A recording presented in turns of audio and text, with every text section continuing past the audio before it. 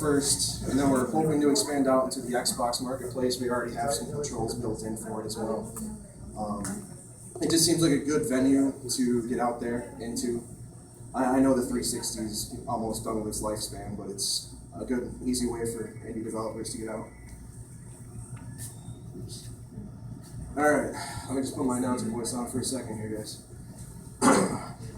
When the castle of Bathos Elfins rose from the earth on the outer edges of Elshire, our hero must take up arms to put a stop to his tyrannical rule.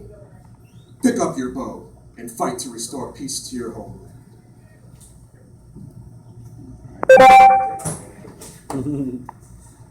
The key features of this are as follows.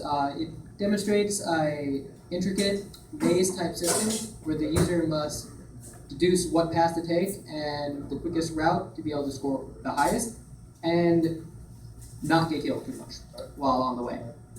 Second is we have enemies that display Horde AI, which pretty much, if anyone's played here, a zombie game, Call of Duty, anything. They're going to come at you and they're going to surround you. And lastly, the visual art that we have is bringing it back to kind of like the arcade style, where it's somewhat pixelated, but not to the point where you can't understand what it is.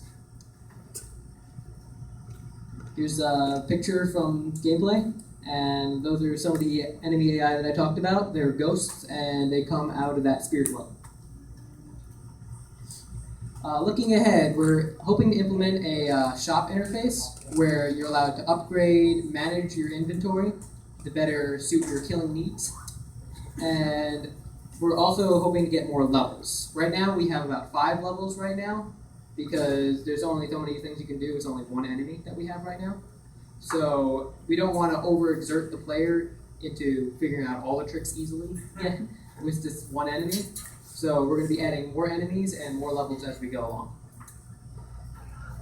We're also going to be making some node AI paths that allow the enemy to kind of roam around and find the player a lot easier than what we have with the ghosts right now, who kind of just go through the walls and try to kill you. Lastly, we're going to revamp some of the artwork and the audio. Right now we have some audio from a Full Sail student that's a friend of ours. I don't know anyone here from Full Sail? Yeah. I think you love your school. And lastly, we're going to be changing some of the art to better sell for the game.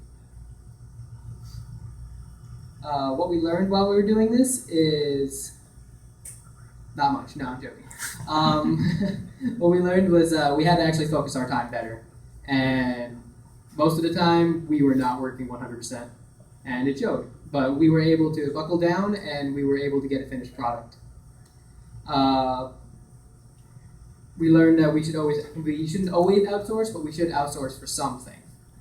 Because not all the time will that person be as enthusiastic as you are about getting the projects done.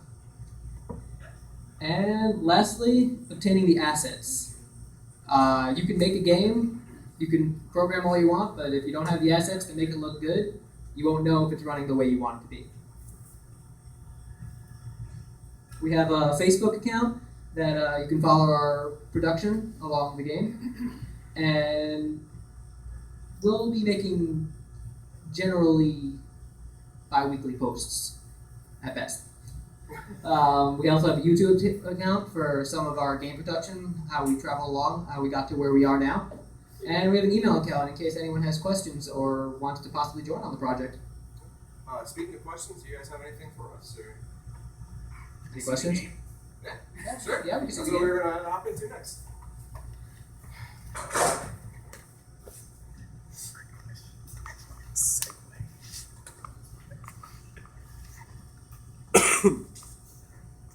How long did you work on this game?